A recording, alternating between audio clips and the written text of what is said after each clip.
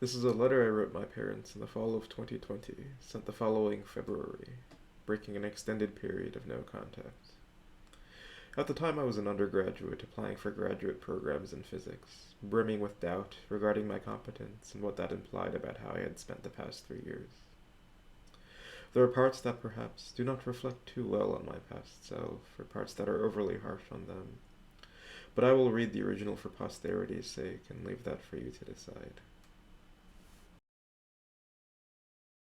On Mediocrity, August 31st, 2020. The end has reached out to me. Sometimes I dream of it, of you. Sometimes the year is 2030. Tempest tossed between postdoctoral positions, I have spent over a decade in universities with nothing to show. I watch brighter students come and go, scientific discovery now a distant dream. Struggling to make ends meet, I have nowhere to head but home. Sometimes the year is 2025. I'm writing my PhD thesis at a hollow university with not an idea of what to do after. Dread and failure have bleached my bones dry of discipline and resolve. Nowhere will take me but home. Sometimes the year is 2020. My grades slowly deteriorate as my peers outperform me. What was once a promising side project has turned to excavating a mountain, a project with no end in sight plagued by 1,000 issues I did not foresee. I feel like a fraud inspiring false hope amongst us. Perhaps my friend was right to leave. With every passing day, it is less likely that I will publish in time for admissions. I'm considering a 5th year to graduate. I rose too high, yearned too hard, dared too much. I tried to grasp a star, overreached and fell. I dream of landing at home. The year does not matter, the two of you are patient and clever. You always say I'd fail, and Popper's most brilliant physicists cannot disprove a claim of eventuality. It is an old dream. I find myself at home, slouched on the piano bench in defeat, the room bathed in the light of the setting sun. Behind me loomed a shattered piano which had once known 100 songs, now it knew only silence. On the bookshelf to the left lay volumes once so eagerly brought home but left unread, now gathering dust. In front of me you recline on 2 armchairs, idly playing games on your tablet and browsing the web. Nothing has changed. It is 1 a.m. on a cold winter night in 2017. I take a break from work and walk to your room to bid you good night. A few hours later I would get ready for bed, clad in my winter coat as I pass out on the front doormat to catch the 6 a.m. bus at a moment's notice. You are sprawled across the bed, tablet in hand. Hours and weeks and months would stagnantly fly by, silent save the incessant tap, tap, tapping of fingernail on screen or the frivolous chattering on the phone which mocked me from down the hall. What was it all for, starting from nearly nothing in a foreign country, subsisting in seedy neighborhoods, working long hours by day while insects crawled over in your sleep by night? Delivering flyers in below 30-degree weather in order to get by, writing and painstakingly revising your thesis in the black of night as you struggle to raise a child.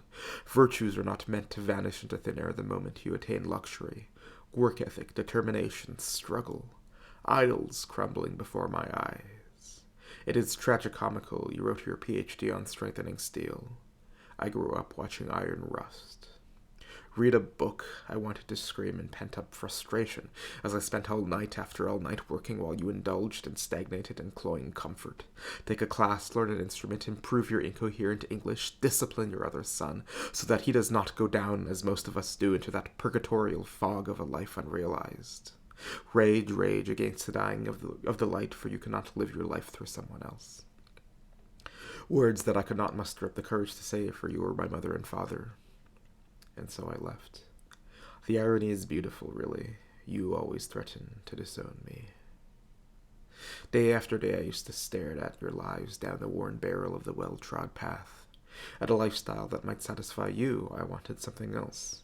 I wanted to pry apart the veil of nature and stare into the face of God, to give away my life, contributing meaningfully to humanity's sea of knowledge, but most of all, to break free from the shackles of mediocrity or kill myself trying to pour mind and body and soul into becoming fundamentally human, to crane my face upwards to the open sky and yell I exist and I matter and my life has meaning, stability and comfort and happiness, I'll be damned.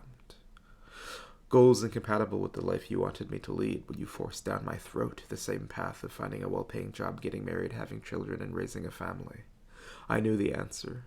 The first step had already begun when you convinced my grandfather in secret to stop teaching me math, and when you pushed me into engineering, already a sorry substitute for medicine. Or worse, infinitely worse, would I one day voluntarily resign myself to mediocrity? What lofty ambitions had you when you were young? And what had happened? A slap that cut deeper than any physical blow you exacted, a silent cry of existential angst reverberating from within me, flooding the room with abject despair. And so I left. The crusade against mediocrity is much easier fought from within than without, or so I thought. Judge not, yet lest you be judged. The years are long. Grains of sand coalesce into dunes, infinitesimals being summed into something substantial. Water gently laps at the marble columns of old, leaching away in structural integrity atom by atom. There, a fragment of resolve dissolving. There, a piece of discipline breaking off, forever lost to the sea. The center cannot hold, and every day it becomes ever so slightly easier to give in, to crumble and collapse under my own weight, to fall beneath the waves of mediocrity, where all is warm and carefree and nothing can ever hurt you again. I have seen the moment of my greatness flicker, and I have seen the eternal footman hold my coat and snicker, and in short I was afraid. London Bridge is falling down, falling down, falling down, builded up with toil and ire. It is not enough, for the body is tired. With alarms and drums, it is not enough, for the mind is dumb. With caffeine and pills, it is not enough, for gone is the will. It has never been enough. Home to Carthage then I came, burning, burning, burning, burning. O Lord, thou pluckest me out, O Lord, thou pluckest. Burning. In the present you sit in front of me, two pairs of eyes that softly looked with pity and scorn. I could not meet your gaze. I knew with the certainty of a dream you would tell me that with the path I was leading I'd fail all along, to inevitably return groveling back home. And I want you to, because, well, you'd be right. I lifted my head from the floor and braced for the impact, prepared myself for the final blow. But when I bore into your eyes, reflected back, I saw myself. Time is a line, but we are circles. Each a Prince Hamlet, we might all like to think, but in the end of the day only 1 in 10 million can be. Who are the rest of us then? The rest of us are the everyman. Condemned down the well-trod path and never to do anything significant, to doomed to be extinguished and buried and forgotten, and Rosencrantz and Guildenstern are still dead. If you seek my monument, look inside you. After an eternity you speak, laden with melancholy yet tinged with wry humor. 孩子，你小时候，人家都说你会成为一个伟大的人。I laughed, or maybe I wept. 我小时候总认为你们是伟大的人。I held my gaze. I bore deep into your eyes with flashes of accusation and contempt, sorrow and sympathy.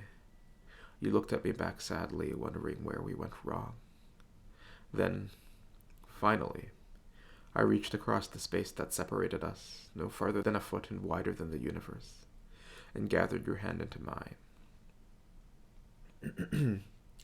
The reverie ends and I wake up in my office at 7 a.m. I live there now, my eyes open to a whiteboard above me emblazoned with a verse. Through a bright cloud of tears the year is restoring with a new verse the ancient rhyme, redeem the time, redeem the unread vision and the higher dream.